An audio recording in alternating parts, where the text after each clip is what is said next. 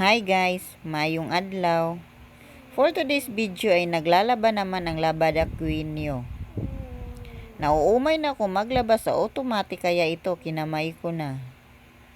Uy, biro lang. Hindi kasi pwede na lahat ipasok mo sa machine. Meron pa ring mga damit na hinandwash ko kagaya nito, inner cover ng una ni Aling Maliit. Napakalambot kaya kinamay ko. Baka paglabas nito sa machine ay gutay-gutay na sa sobrang lambot at nipis. At itong damit ni ate na sinuot niya noong buwan ng wika pero ngayon ko lang nalabhan.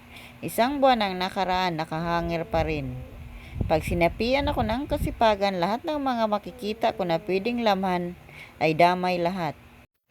Nagsalang din ako sa washing para save sa oras habang nag-handwash ako, umiikot din ang washing. Pagkatapos ko sa mga damit, mabula pa ang tubig kaya naglalaba ko ng bag ni Boss Amo Manager. Matagal na itong nakabitay sa dingding namin, ngayon ko lang naisipan na labhan. Sinadya ko rin na matagal labhan para matagal din niya palitan ang kanyang bag na ginamit ngayon. Kung makikita kasi na malinis na ang isa, doon naman sa isa. Ang hirap pa naman magpatuyo ng bag lalo ngayon na maulan na.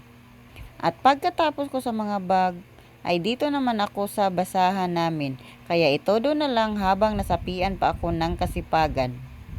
Minsan kasi kahit wala akong ginagawa, napakatamad ko lalong-lalo na kung malamig ang panahon.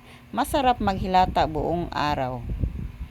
Pero kung may toddler ka na makulit, hindi ka talaga makahiga kung walang magbabantay kasi akyat dito, akyat doon. At ayan, minadji ko na lang ang paglalaba ng mga basahan.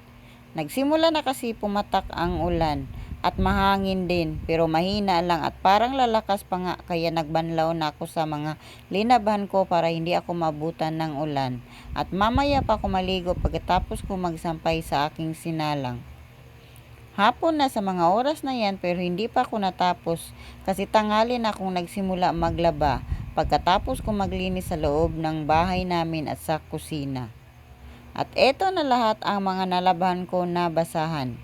Manipis lang kaya 2 days ay tuyo na yan. Wala pa akong salitan dyan sa aming sahig na basahan kaya hintayin ko na lang na matuyo bago ko ilagay. At insaktong natapos na ako sa paglalaba. Ayan, dahan-dahan nang lumakas ang hangin kaya pumasok na ako sa loob. Ito nga pala ang labas ng bahay namin. Maraming puno kaya hindi masyado mainit dito sa umaga. Pero sa gabi ay napakalamig. Hindi mo na kailangan mag-aircon sa sobrang lamig.